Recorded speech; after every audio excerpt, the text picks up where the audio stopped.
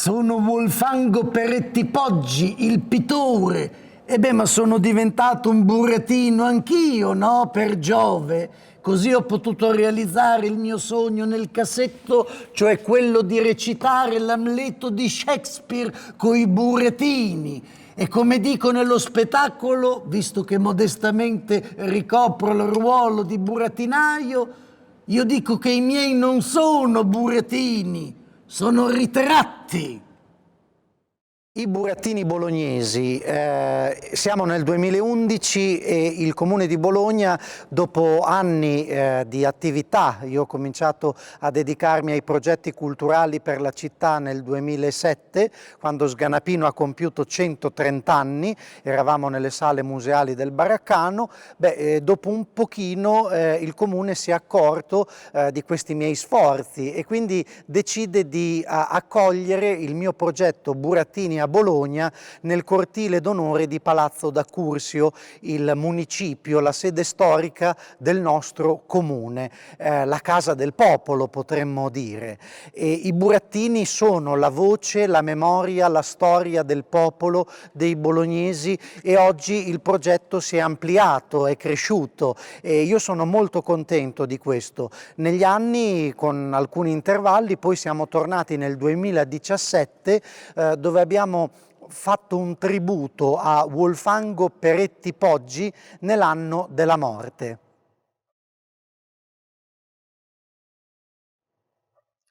Ecco, abbiamo allestito un Amleto shakespeariano con tutti i crismi del teatro serio, del teatro elisabettiano, potremmo dire, con i burattini bolognesi. Era un sogno nel cassetto che Volfango aveva e ha nutrito, conservato e ha disegnato durante tutta la sua carriera di pittore, illustratore e anche amante dei burattini, perché ne ha costruiti di bellissimi, con una dovizia di particolari, di personaggi legati alla commedia dell'arte.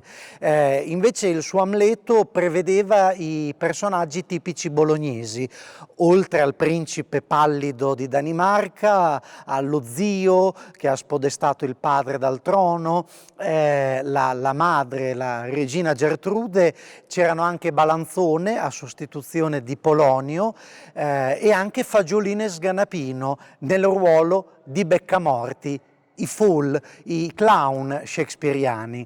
Ebbene, noi abbiamo fatto questo, non sono stato da solo a fare questa grande impresa, ma ho coinvolto tutti i componenti dell'Accademia della Sgadizza e tutti gli scenografi, miei ex colleghi di accademia, e poi anche mirabili attori, amici di Volfango, ma non solo. Abbiamo avuto Vittorio Franceschi, grande Amleto, nel ruolo del titolo, ma anche un burattinaio insolito, Antonio Faeti, e anche il professor Ricomini ha preceduto lo spettacolo facendo appunto una conferenza sull'Amleto burattino. E così siamo andati in scena con un grande, emozionante ed emozionato pubblico che ci ha accolto veramente e ha accolto il Volfango burattino, che per l'occasione è diventato burattinaio in scena alla corte di Elsinore.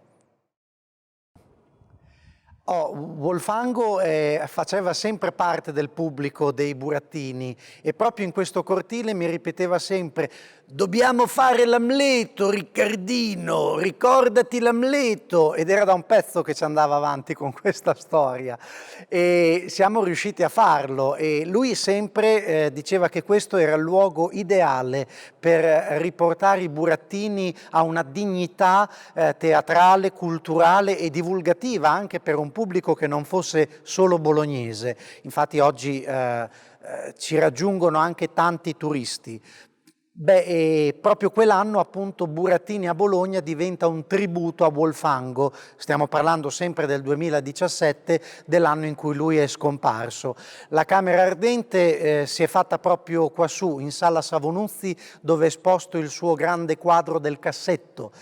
E proprio da quel cassetto vengono fuori anche degli appunti e degli schizzi inerenti ai burattini, quei burattini che poi hanno creato l'Amleto. Io infatti ho realizzato tutte le teste per lo spettacolo dell'Amleto di Wolfango proprio ispirandomi ai suoi bozzetti, ai suoi schizzi che il maestro ci ha lasciato.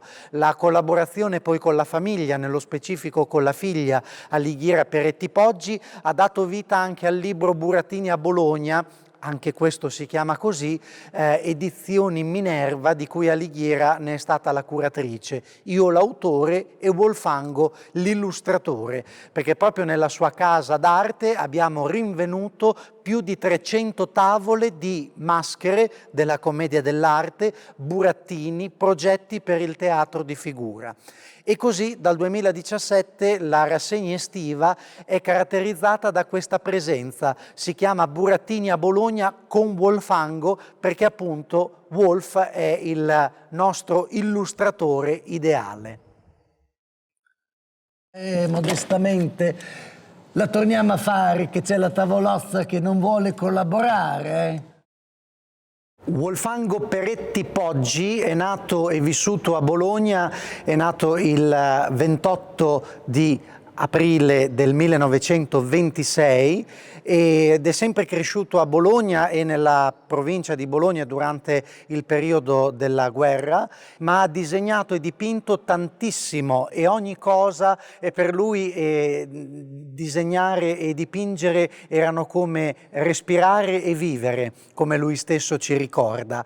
I suoi quadri giganteschi, dipinti in olio o ad acrilico, sono disseminati per la città ed è curioso ricostruire un piccolo itinerario artistico dove poterli scoprire proprio in luoghi e zone più o meno note di Bologna. I nostri burattini sono anche stati ciceroni in una passeggiata turistica, appunto, che termina nella casa d'arte di Wolfango.